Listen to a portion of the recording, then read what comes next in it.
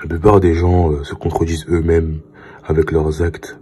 Donc quand tu parles à une personne, cette dernière peut te faire croire tout ce qu'elle veut. Or, si tu analyses son comportement des jours ou des semaines après ce qu'elle t'a dit, tu vas te rendre compte que ses actes n'ont rien à voir avec ce qu'elle t'a dit auparavant. Et de ce fait, tu pourras la mettre en porte-à-faux. Et tout ce qui va sortir de sa bouche, ça sera des bégaiements.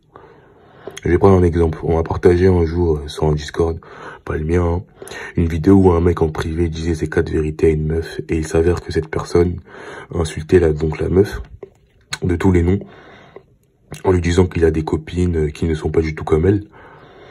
Elles sont respectables, qui sont respectables dans la description du profil de cette personne, on a vu le hashtag Blackpill. Donc le problème, c'est que le Blackpill n'est pas censé avoir des copines meufs. Donc la personne est en totale contradiction avec ses propos tenus. Donc voilà pourquoi il faut être observateur.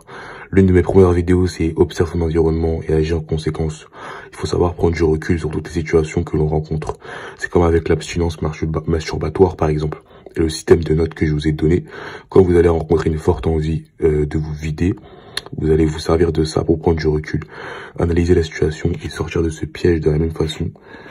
De la même façon qu'il faut faire une analyse comportementale d'une personne plutôt que de se concentrer sur ses dires.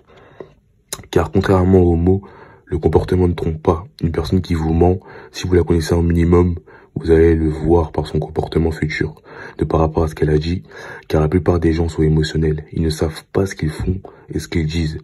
Deuxième exemple, sur un Discord, un jeune homme, donc récemment, a exposé des faits comme quoi il a attiré que des femmes en couple. Ces femmes lui ont tout d'abord mis des barrières, dues à la relation qu'elles avaient déjà. Mais après quelques coups bien joués, il s'avère qu'il a réussi à sortir un soir avec ces dernières.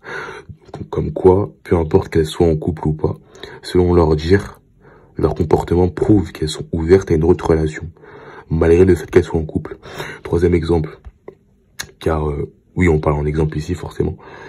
Une de mes connaissances m'a dit plusieurs fois qu'elle arrêtait de parler à sa sœur ou à son ami et que désormais elle coupait tout contact avec ces derniers. Moi, je suis quelqu'un dans l'analyse, donc plutôt que dans la parole. J'ai observé la situation et il s'avère que, encore une fois, qu'une semaine après, elle est revenue vers ces deux personnes qu'on a citées. Donc encore une fois, n'écoute pas ce que les gens disent. Observe juste leur comportement et regarde si leur comportement est en adéquation avec leurs paroles. C'est comme les rappeurs de nos jours dans leur son, ils peuvent te raconter tout ce qu'ils veulent. Mais ça reste scénarisé, c'est joué et surjoué.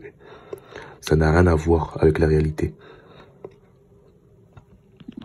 Je peux prendre aussi l'exemple de la directrice de la SACEM, donc tout ce qui est direction artistique musicale, qui est mieux placée que nous sur ce sujet, qui a affirmé que les rappeurs étaient très gentils et respectables dans la vie de tous les jours.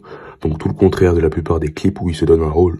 C'est aussi pour ça qu'il faut dissocier la réalité du rap et les paroles et le comportement d'une personne.